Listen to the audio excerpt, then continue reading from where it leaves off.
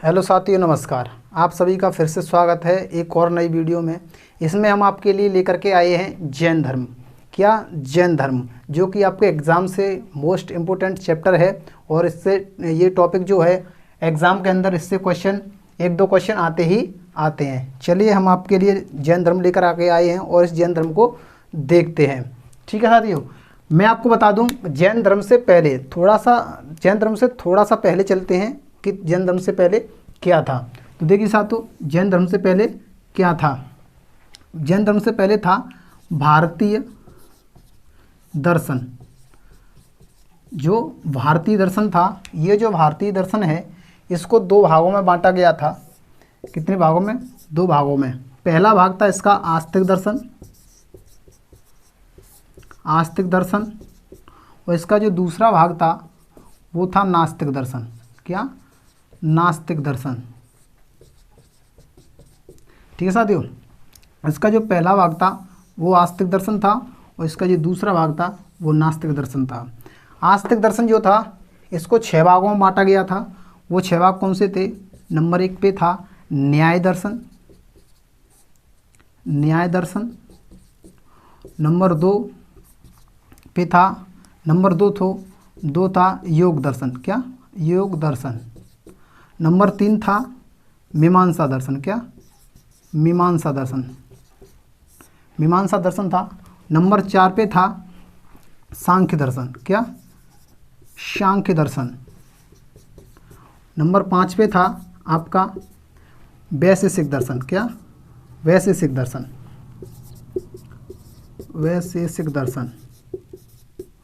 ये नंबर 4-5 पे था वैशेषिक दर्शन, और नंबर दर्शन वैशेषिक दर्शन था। ठीक साथियों, नंबर 1 न्याय दर्शन था, और नंबर 2 पे योग दर्शन था, और नंबर 3 पर मीमांसा दर्शन था, और नंबर 4 पर सांख्य दर्शन था, नंबर 5 जो वैशेषिक दर्शन था, और नंबर 6 है इसमें था वेदांत दर्शन। ठीक साथियों, वेदांत दर्शन। तो ये 6 थे, 1 2 5 और 6। ठीक साथियों, ये 6 थे जो कि आस्तिक दर्शन हुआ करते थे। और नास्तिक दर्शन को 3 भागों में तोड़ा गया था। क्या? नास्तिक दर्शन को 3 भागों में तोड़ा गया था। इसका जो पहला भाग था वो था जैन दर्शन था, और इसका जो दूसरा भाग था उसे बोलते हैं हम बौद्ध दर्शन। क्या? बौद्ध दर्शन। इसका जो दूसरा भाग था उसे बोलते हैं बौद्ध दर्शन, और इसका जो तीसरा भाग था, पहला दूसरा और तीसरा भाग था उसे बोलते हैं हम चारवाक दर्शन। ठीक है साथियों, क्या बोलते हैं? चारवाक दर्शन बोलते हैं हम। देखिए, नास्तिक में क्या हुआ था? जैन दर्शन था, बौद्ध दर्शन था और चारवाक दर्शन था। जैन दर्शन जिसे हम बोलते हैं जैन धर्म। क्या? जैन धर्म यहाँ से निकलता है और बौद्ध धर्म यहाँ से निकलता है। यहाँ से निकलेगा तुम्हारा जैन धर्म, यहाँ से निकलेगा तुम्हारा बौद्ध धर्म। ठीक है साथियों, यहीं से देखेंगे हम इस जैन धर्म को। क्या? यहीं से देखेंगे हम इस जैन धर्म को। तो जैन धर्म को देखते हैं।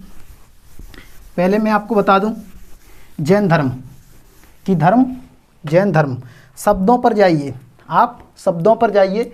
ये जो जैन धर्म है इसमें धर्म का क्या मतलब है और जैन का क्या मतलब है। धर्म का क्या मतलब है आप सभी जानते हो। धर्म जो होते हैं हिंदू, मुस्लिम, सिख, ईसाई। क्या? हिंदू, मुस्लिम, सिख, ईसाई जो है वो धर्म होता है। और जैन की बात करें, क्या? जैन की बात करें तो जैन कहाँ से आया है? तो ये संस्कृत के जिन शब्द से, किससे? जिन शब्द से, संस्कृत के जिन शब्द से आया है तुम्हारा जैन। क्या? जैन। इस जिन का मतलब क्या होता है? इसका मतलब होता है विजेता। क्या साथियों? इसका मतलब होता है विजेता। यानी कि जो जैन धर्म है, धर्म आपको बता दा हिंदू, मुस्लिम, सिख, ईसाई होता है। जैन का मतलब होता है जो कि संस्कृति के शब्द से लिया गया है, जिन शब्द से लिया गया है, जिनका मतलब होता है विजेता। जिनका मतलब होता है विजेता। नेक्स्ट देखिए, अगर मैं आपसे पूछूं जैन धर्म के संस्थापक कौन हैं? क्या? जैन धर्म के संस्थापक कौन हैं? तो हम जैन धर्म के संस्थापक के बारे में बात करेंगे कि संस्थापक कौन है, इसके संस्थापक कौन हैं। तो आप सभी जानते हो जैन धर्म के जो संस्थापक हैं वो ऋषभदेव हैं। कौन है? ऋषभदेव, जिनको हम आदिनाथ बोलते हैं, आदिनाथ या ऋषभदेव, आदिनाथ या ऋषभदेव बोलते हैं। ये जैन धर्म के प्रथम तीर्थकर हुआ करते थे। अगर आपसे पूछे कि जैन धर्म के वास्तविक संस्थापक कौन थे, जैन धर्म के वास्तविक संस्थापक कौन थे, तो जैन धर्म के जो वास्तविक संस्थापक थे, जैन धर्म के वास्तविक संस्थापक थे, वास्तविक संस्थापक, तो वास्तविक संस्थापक कौन थे? तो आप सभी को पता है 24वें तीर्थकर। कौन से? 24वें तीर्थकर, जिनका नाम है महावीर स्वामी। क्या? महावीर स्वामी। महावीर स्वामी जो थे वो जैन धर्म के वास्तविक संस्थापक थे। अगर आपसे पूछे कि जैन धर्म में कितने तीर्थकर हैं या तीर्थकर थे, जैन धर्म में कितने तीर्थकर थे, तो आप सभी जानते हो, हम भी जानते हैं, आप भी जानते हैं, I know that very well and you know that very well, कि जैन धर्म में कितने तीर्थकर थे। तो जैन धर्म के अंदर 24 तीर्थकर थे। कितने थे? 24। अब इसमें से हम 24 में से हम कुछ देखेंगे मोस्ट इम्पोर्टेंट, जिनके बारे में जानेंगे। ठीक है साथियों, देखते हैं 24 के बारे में, देखते हैं। 24 को तो ना देखेंगे हम, लेकिन मोस्ट इम्पोर्टेंट जो हैं उनको हम देखते हैं। देखिए साथियों, यहाँ लिख लेते हैं तीर्थकर, तीर्थकर, यहाँ लिख लेते हैं जन्म स्थान, जन्म कब हुआ था, जन्म स्थान, सॉरी जन्म स्थान। ठीक है साथियों, यानी कि तीर्थकर जन्म स्थान, और यहाँ लिख लेते हैं हम तीर्थकर जन्म स्थान, और उनका प्रतीक चिन्ह क्या था? क्या? प्रतीक चिन्ह, इनका प्रतीक चिन्ह क्या था? ठीक है साथियों, तीर्थकर की बात करें, जो पहले तीर्थकर थे कौन थे? अभी आपको मैंने बताया, आदिनाथ, जिनको हम क्या कहते हैं? ऋषभदेव बोलते हैं, ऋषभदेव या ऋषभनाथ बोल दीजिए आप, ऋषभदेव बोलते हैं। ठीक है, इनका जन्म स्थान कहाँ था? तो इनका जन्म स्थान था अयोध्या। कहाँ था? अयोध्या, अयोध्या इनका जन्म स्थान था। इनका प्रतीक चिन्ह कौन सा था? वृषभ। क्या था? वृषभ, सॉरी वृषभ इनका प्रतीक चिन्ह था, जिसे वैल बोलते हैं। क्या? वैल बोलते हैं, वृषभ इनका प्रतीक चिन्ह था। नेक्स्ट आता है, जो आते हैं हमारे आते हैं अजीतनाथ। क्या?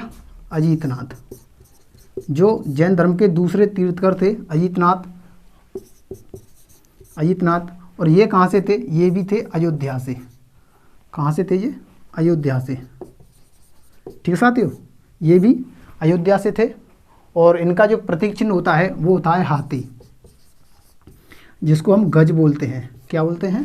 गज मीन हाथी। ठीक है, तीसरे तीर्थकर देखेंगे हम, तीसरे तीर्थकर देखते हैं तो हमें मिलेंगे तीसरे तीर्थकर के में, तीसरे तीर्थकर जो मिलते हैं संभवनाथ। क्या? तीसरे तीर्थकर मिलते हैं हमें संभवनाथ, संभवनाथ। ठीक है साथियों, संभवनाथ मिलते हैं। और संभवनाथ जो है, इनका जन्म स्थान कहाँ था? तो इनका जन्म स्थान था श्रावस्ती। कहाँ था? श्रावस्ती, श्रावस्ती इनका जन्म स्थान था। और इनका जो प्रतीक चिन्ह है, क्या? इनका जो प्रतीक चिन्ह है वो क्या है? घोड़ा। क्या है? घोड़ा इनका प्रतीक चिन्ह है, इसे बोलते हैं हम अश्व। क्या बोलते हैं? अश्व बोलते हैं हमें। घोड़ा इनका प्रतीक चिन्ह है, जिसे अश्व बोला जाता है।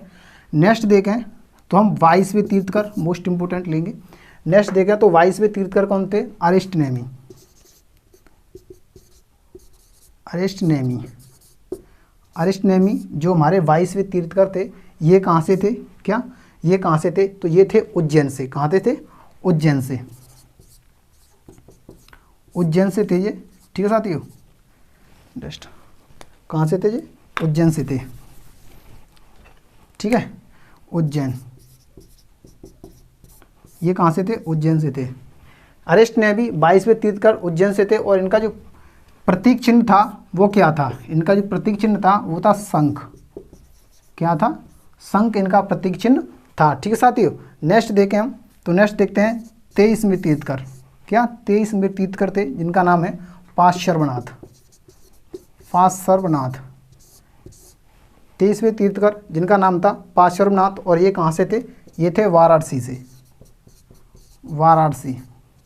कहाँ से थे ये? वाराणसी से थे, यूपी के अंदर। ठीक साथियों, और इनका जो प्रतीक चिन्ह था वो था सांप। क्या था? सांप, जिसे बोलते हैं हम सर्फ। क्या बोलते हैं इसे? हम सर्फ बोलते हैं, सांप था। नेक्स्ट है वेरी वेरी मोस्ट इंपोर्टेंट 24वें तीर्थकर, जिनके बारे में आपको भी पता है, जिन्हें बोलते हैं महावीर स्वामी। क्या? महावीर स्वामी। महावीर स्वामी बोलते हैं। तो इनका जन्म स्थान कहाँ था? क्या इनका जन्म स्थान कहाँ था? तो इनका जन्म स्थान था कुंडग्राम। कुंडग्राम कहाँ पड़ता है? बिहार के अंदर। ठीक है साथियों, कुंडग्राम बिहार के अंदर पड़ता है। और इनका जो प्रतीक चिन्ह था वो था सिंह। क्या? सिंह, जिसे शेर बोलते हैं, जंगल का राजा। ठीक है साथियों, सिंह था। ये देखिए, ये हैं आपके सामने मोस्ट इम्पोर्टेंट। ठीक है, अब इसमें भी सबसे ज़्यादा मोस्ट इम्पोर्टेंट जो है, इसमें से आपको यही पूछा जाएगा, अजितनाथ ये इनका प्रतीक चिन्ह क्या है, ऐसे करके आपसे पूछा जाएगा। लेकिन और इसके अंदर और जो देखें हम, तो मोस्ट इम्पोर्टेंट जो रहने वाले हैं वो रहेंगे आपके महावीर स्वामी। क्या? महावीर स्वामी रहेंगे, जो कि मोस्ट इम्पोर्टेंट रहने वाले हैं। चलिए हम इनको देखते हैं, महावीर स्वामी के बारे में। ठीक है साथियों, तो वीडियो को लाइक कर दीजिएगा और वीडियो को फैला दीजिएगा। ठीक है साथियों, लाइक कर दो, सब्सक्राइब कर दो। चलिए महावीर स्वामी के बारे में देखते हैं। महावीर स्वामी जो कि जैन धर्म के वास्तविक संस्थापक थे। क्या? जैन धर्म के वास्तविक संस्थापक थे महावीर स्वामी जी। तो इनके बारे में देखते हैं। इनके बारे में देखें तो इनका जन्म कब हुआ था? अगर इनका जन्म देखें तो इनका जन्म कब हुआ था? इनका जन्म हुआ था 540 ईसा पूर्व में। 540 ईसा पूर्व में इनका जन्म हुआ था। और जन्म स्थान कहाँ था इनका? जन्म स्थान, इनका जो जन्म स्थान था वो कहाँ था? कुंडग्राम। क्या? कुंडग्राम कहाँ पर पड़ता है? बिहार के अंदर। क्या? कुंडग्राम बिहार में इनका जन्म स्थान था साथियों। ठीक है साथियों, इनके बचपन का नाम देखें। क्या? बचपन का नाम, तो बचपन का नाम था इनका वर्धमान। वर्धमान महावीर कहते थे इनसे, लेकिन वर्धमान था। क्या था? वर्धमान इनके बचपन का नाम था। ठीक है साथियों, इनके बचपन का नाम क्या था? वर्धमान। इनके पिता जी देखें, इनके पिता कौन थे? इनके पिता थे सिद्धार्थ। क्या थे? सिद्धार्थ। ठीक है साथियों, सिद्धार्थ इनके पिता थे, और जो कि कुंडग्राम के कौन थे? प्रधान थे। कुंडग्राम के प्रधान थे इनके पिता। ठीक है साथियों, नेक्स्ट देखिए। नेक्स्ट है इनकी माता जी। इनकी माता कौन सी? माता थी त्रसला। माता का नाम था त्रसला। त्रसला इनकी माता थी। ठीक है साथियों, त्रसला इनकी माता थी। इनकी पत्नी देखिए, अगर आपसे पूछे पत्नी कौन थी इनकी, तो पत्नी कौन थी? यशोदा। क्या? यशोदा। यशोदा इनकी पत्नी का नाम था। ठीक है साथियों, अगर इनकी पुत्री के बारे में पूछे, क्या? अगर इनकी पुत्री के बारे में पूछे तो इनकी पुत्री का नाम था प्रियदर्शनी। क्या? प्रियदर्शनी इनकी पुत्री थी। इधर लिख देता हूँ मैं। अगर इनकी पुत्री के बारे में पूछे तो प्रियदर्शनी। प्रियदर्शनी इनकी पुत्री थी, और इनकी पुत्री प्रियदर्शनी थी। और इनका दामाद कौन था? अगर आपसे महावीर स्वामी के दामाद के बारे में पूछ लिए तो इनका दामाद कौन सा? दामाद, इनका दामाद कौन था? तो जमाली। जमाली जो था इनका दामाद था, और जमाली ही इनका प्रथम शिष्य बना था। क्या? जमाली ही इनका प्रथम शिष्य बना था। जमाली इनका प्रथम शिष्य था, यानी कि शिष्य लिख देता हूँ मैं। प्रथम शिष्य, प्रथम शिष्य कौन था? जमाली ही इनका प्रथम शिष्य था, और प्रथम विरोधी भी था। जमाली ही इनका प्रथम विरोधी था। ठीक है साथियों, नेक्स्ट देखिए। नेक्स्ट देखते हैं हम इनके बड़े भाई। क्या? बड़े भाई। बड़े भाई कौन थे इनके? बड़े भाई थे नंदीवर्धन। क्या? नंदीवर्धन। नंदीवर्धन। नंदीवर्धन इनके बड़े भाई थे। ठीक है साथियों, और इन्होंने अपने बड़े भाई से आज्ञा लेकर, क्या? महावीर स्वामी जी ने अपने बड़े भाई से आज्ञा लेकर के गृह त्याग किया था। क्या किया था? गृह त्याग किया था। और इन्होंने जब गृह त्याग किया था, यानी कि गृह त्याग कब किया था? गृह त्याग, इन्होंने गृह त्याग कब किया था? तो बड़े भाई से आज्ञा लेकर, बड़े भाई से आज्ञा लेकर इन्होंने 30 वर्ष की आयु में 30 वर्ष की आयु में 30 वर्ष की आयु में इन्होंने गृह त्याग किया था। क्या किया था? 30 वर्ष की आयु में इन्होंने गृह त्याग किया था, और वो भी बड़े भाई नंदीवर्धन की आज्ञा से। क्या? नंदीवर्धन की आज्ञा से इन्होंने गृह त्याग किया था। और इनको ज्ञान प्राप्त कब हुआ था? अगर आपसे पूछे ज्ञान प्राप्त कब हुआ, क्या इनको ज्ञान प्राप्त कब हुआ था, तो ज्ञान प्राप्त उनको हुआ था कि गृह त्याग के 12 वर्ष बाद। क्या? ध्यान से सुनना, गृह त्याग के 12 वर्ष बाद, गृह त्याग के 12 वर्ष बाद, यानी कि 30 वर्ष और 12 वर्ष 42 वर्ष हो गया। यानी कि 42 वर्ष की अवस्था में, 42 वर्ष की आयु में इनको ज्ञान प्राप्त हुआ था। क्या? केवल्य प्राप्त हुआ था। केवल्य का मतलब है ज्ञान। 42 वर्ष की आयु में इनको ज्ञान प्राप्त हुआ था।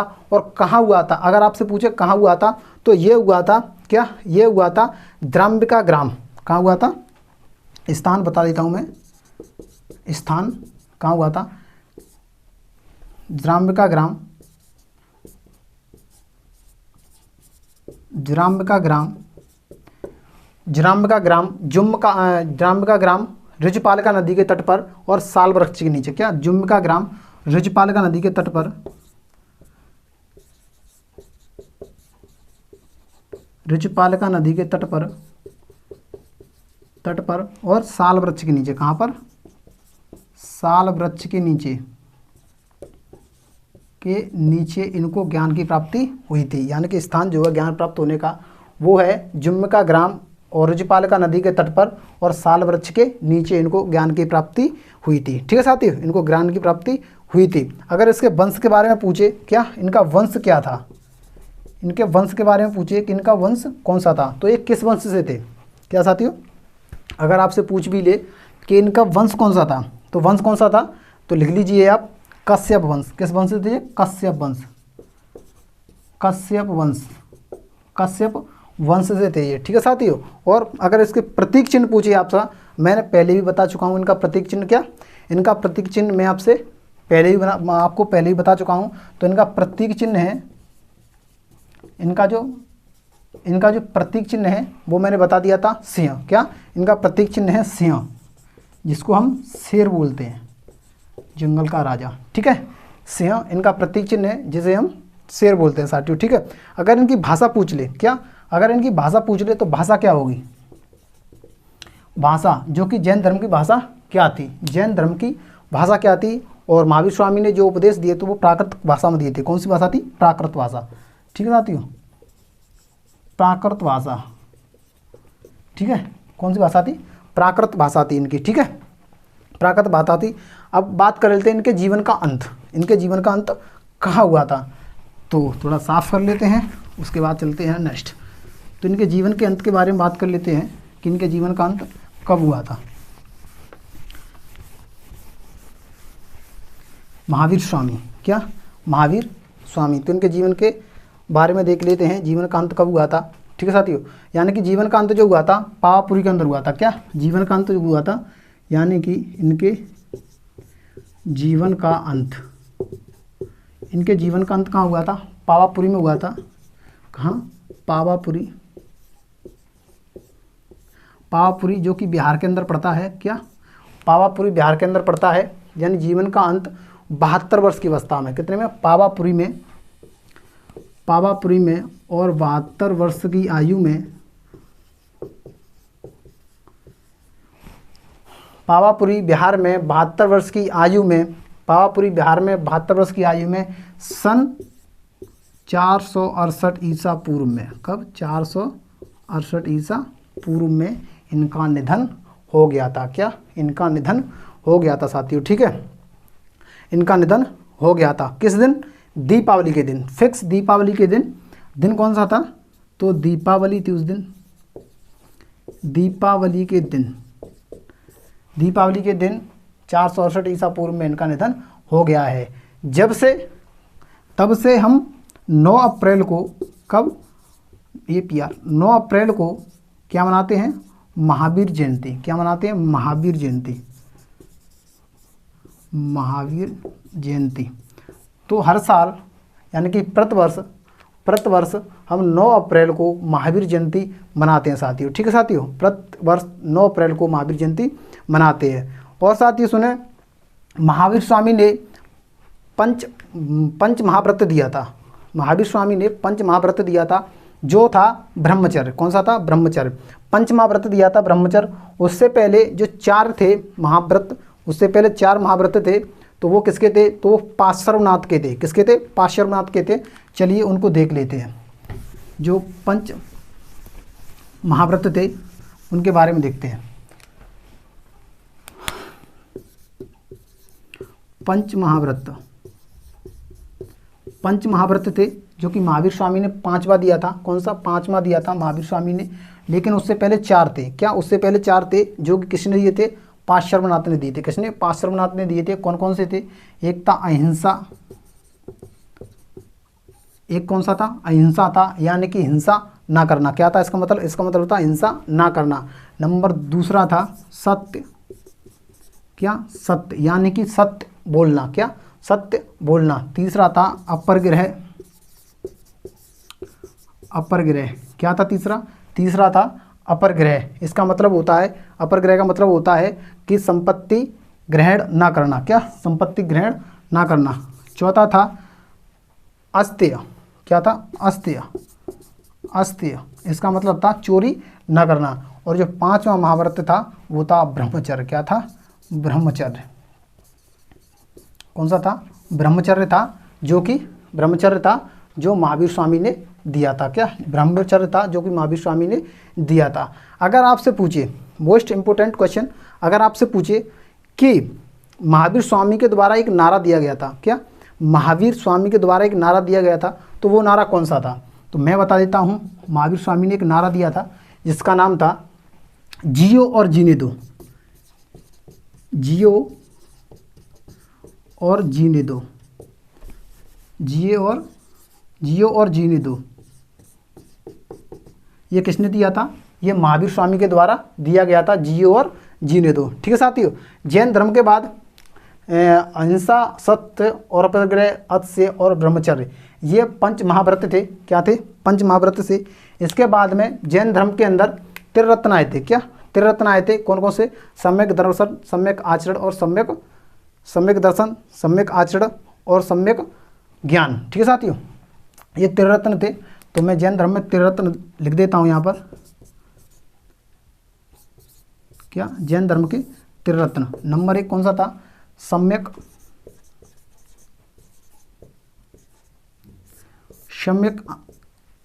दर्शन। ठीक है साथियों, सम्यक दर्शन था और सम्यक ज्ञान था और सम्यक आचरण था। क्या था? सम्यक आचरण। तो ये थे जैन धर्म के त्रिरत्न, सम्यक दर्शन, सम्यक ज्ञान और सम्यक आचरण। ये जैन धर्म के त्रिरत्न थे। इसके बाद क्या हुआ था साथियों? अगर मैं आपको बताऊं इसके बाद क्या हुआ था, इसके बाद जैन धर्म में सम्मति लाई गई थी। क्या? जैन धर्म की सम्मति, या जिनको बोलते हैं हम सम्मेलन। जैन धर्म के 2 सम्मेलन हुए थे। तो वो सम्मेलन कब कब हुए थे, जरा उनको देख लेते हैं। जैन धर्म के अंदर 2 सम्मतियाँ हुई थी, प्रमुख 2 सम्मतियाँ हुई थी। कब कब हुई थी तो उनको देख लेते हैं। ठीक है साथियों, पहली सम्मति यानी कि प्रथम संगति। जैन धर्म में प्रथम संगति कब हुई थी? तो जैन धर्म के अंदर प्रथम संगति जो हुई थी वो 300 ईसा पूर्व में हुई थी। कब? 300 ईसा पूर्व के अंदर हुई थी। कहीं कहीं आपको 322 ईसा पूर्व मिल जाएगा। ठीक है साथियों, देख लेना, अगर ऑप्शन के हिसाब से देख लेना आप, कहीं कहीं आपको 322 मिल जाएगा, लेकिन मोस्ट इंपोर्टेंट जो रहने वाला है वो यही मिलेगा आपको, 300 ईसा पूर्व ही मिलेगा। ठीक है, किसका? जब ये प्रथम संगति हुई थी 300 ईसा पूर्व में, जब अध्यक्ष कौन थे? क्या अध्यक्ष कौन थे? तो स्थूलभद्र। कौन थे? स्थूलभद्र। अध्यक्ष कौन थे? स्थूलभद्र अध्यक्ष हुआ करते थे। और ये संगति कहाँ पर हुई थी? क्या कहाँ पर हुई थी? तो ये हुई थी पाटलिपुत्र में। कहाँ हुई थी? पाटलिपुत्र, वर्तमान पटना, बिहार। ठीक है साथियों, पाटलिपुत्र में हुई थी प्रथम संगति। 300 ईसा पूर्व स्थूलभद्र के संरक्षक में हुई थी और पाटलिपुत्र बिहार के अंदर हुई थी। दूसरी बौद्ध संगति देखें, द्वितीय बौद्ध संगति, द्वितीय संगति देखें इसकी, जैन संगति, सॉरी मैंने बौद्ध संगति बोल दिया था आपको, संगति। ठीक है साथियों, ये कब हुई थी? तो ये हुई थी 512 में। कब हुई थी? 512 ईसा पूर्व के अंदर। ठीक साथियों, 512 ईसा पूर्व के अंदर हुई थी। और इसमें जो थे वो कौन थे, इसमें थे क्षमाश्रवण। कौन थे, क्षमाश्रवण, क्षमाश्रवण। ठीक है साथियों, इसमें थे क्षमाश्रवण थे। ठीक है, और ये संगति जो हुई थी वो कहाँ हुई थी, ये हुई थी वल्लभी। कहाँ हुई थी, वल्लभी, गुजरात के अंदर। वल्लभी कहाँ पड़ती है, गुजरात के अंदर पड़ती है, वल्लभी के अंदर। वल्लभी जो कि गुजरात में पड़ती है। कहाँ पड़ती है, गुजरात के अंदर पड़ती है। ठीक है साथियों, द्वितीय संगति 512 ईसा पूर्व, क्षमाश्रवण अध्यक्ष थे उस टाइम पर, वल्लभी गुजरात के अंदर हुई थी संगति। ठीक है साथियों, नेक्स्ट देखिए, इसमें क्या हुआ था, जब ये 2 समितियाँ हुई थी प्रमुख, कितनी समितियाँ हुई थी, 2 समितियाँ हुई थी। इस 2 समितियों के बाद में जैन धर्म 2 भागों में बट गया था। क्या, जैन धर्म 2 भागों में बट गया था। तो वो भाग कौन कौन से थे, वो थे श्वेतांबर और दिगंबर। क्या थे, श्वेतांबर और दिगंबर। पहला भाग था उनका श्वेतांबर, पहला भाग था श्वेतांबर और दूसरा भाग था दिगंबर। पहला भाग था श्वेतांबर, दूसरा भाग था दिगंबर। यानी कि जैन धर्म के बाद जैन समितियों के बाद जैन धर्म 2 भागों में बट गया था, श्वेतांबर और दिगंबर। श्वेतांबर के प्रमुख कौन हुआ करते थे, श्वेतांबर के प्रमुख थे वो कौन थे, श्वेतांबर के जो प्रमुख थे वो कौन थे, तो स्थूलभद्र।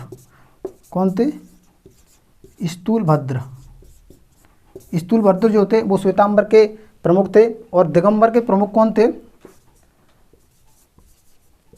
दिगंबर के प्रमुख कौन थे, तो दिगंबर के प्रमुख थे भद्रबाहु। क्या था, भद्रबाहु। दिगंबर के प्रमुख थे भद्रबाहु, दिगंबर के प्रमुख भद्रबाहु थे। अगर आपसे पूछे भद्रबाहु ने एक रचना की पुस्तक की, वो रचना, वो पुस्तक कौन सी है, क्या पुस्तक कौन सी है, तो लिख लेना आप, वो पुस्तक है कल्पसूत्र। क्या, कल्पसूत्र की रचना की थी इन्होंने, किसकी, कल्पसूत्र की रचना की थी। ठीक है साथियों, यहाँ तक हमने देखा। नेक्स्ट देखिए, इसमें क्या है कि जो जैन धर्म से प्रभावित शासक हुआ करते थे, जैन धर्म के अंदर शासक थे जिन्होंने जैन धर्म को अपनाया था। ठीक है साथियों, तो उन शासकों के बारे में देख लेते हैं, उन शासकों के बारे में देख लेते हैं। और सेशन को लाइक और शेयर कर दिया करो। क्या, सेशन को लाइक और शेयर कर दिया करो। ठीक है साथियों, जैन धर्म में कौन थे प्रमुख शासक हुआ करते थे, तो जैन धर्म के प्रमुख शासक, क्या प्रमुख शासक कौन थे, तो जैन धर्म के प्रमुख शासक कौन हुआ करते थे जिन्होंने जैन धर्म को अपनाया था। ठीक है साथियों, नंबर 1 देखिए आप, नंदवंश के थे, नंदवंश। नंदवंश से कौन कौन थे, नंदवंश से थे एक तो महापद्म नंद थे आपके, कौन थे, महापद्म नंद, महापद्म नंद थे। और घनानंद थे, कौन थे, घनानंद।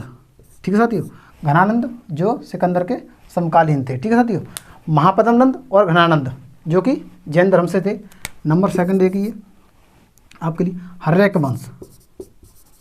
हर्यक वंश देखिए, हर्यक वंश है, हर्यक वंश जिसे पितृहत्ता वंश कहते हैं। क्या, पितृहत्ता वंश कहते हैं हर्यक वंश को। इसमें कौन थे, इसमें थे बिंबसार, बिंबसार थे। और बिंबसार के पुत्र कौन थे, अजातशत्रु। कौन थे, अजातशत्रु, अजातशत्रु, अजातशत्रु थे। और इनके भी पुत्र थे कौन, उदयन, उदयन। ठीक है साथियों, हर्यक वंश यानी कि बिंबसार, बिंबसार के पुत्र अजातशत्रु और उदयन, ये हर्यक वंश से थे जो कि जैन धर्म में थे। इसको पितृहत्ता वंश क्यों कहते हैं, तो इसको पितृहत्ता वंश इसीलिए कहते हैं क्योंकि बिंबसार के पुत्र अजातशत्रु, बिंबसार के पुत्र अजातशत्रु ने बिंबसार की हत्या की और अजातशत्रु की हत्या उदयन ने, इसके पुत्र उदयन ने इसकी हत्या की। तो ये अपने अपने पिता की हत्या करने लगे थे, इसीलिए इसको पितृहत्ता वंश कहा जाता है। तीसरा है मौर्य वंश।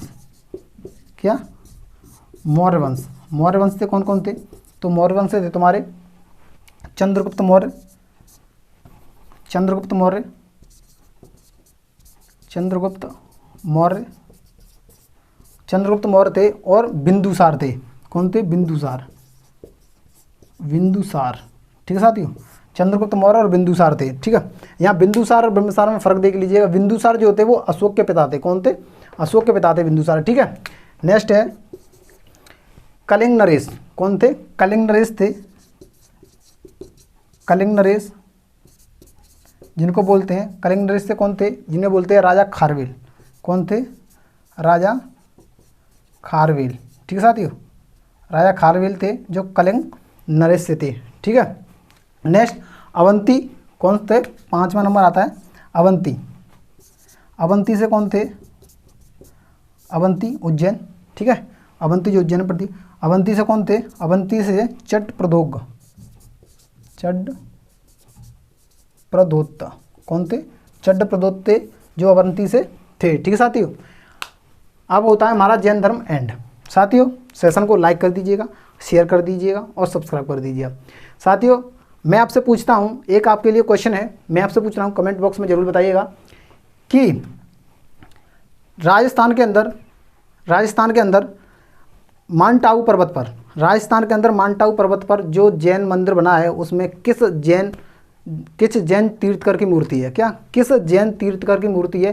कमेंट बॉक्स में ज़रूर बताइएगा। ठीक है साथियों, चलिए आपको ये वीडियो कैसी लगी कमेंट करके बताइएगा। ठीक है साथियों, और मिलते हैं अगली वीडियो में जिसमें हम लेकर के आएंगे आपके लिए बौद्ध धर्म। ठीक है, चलिए।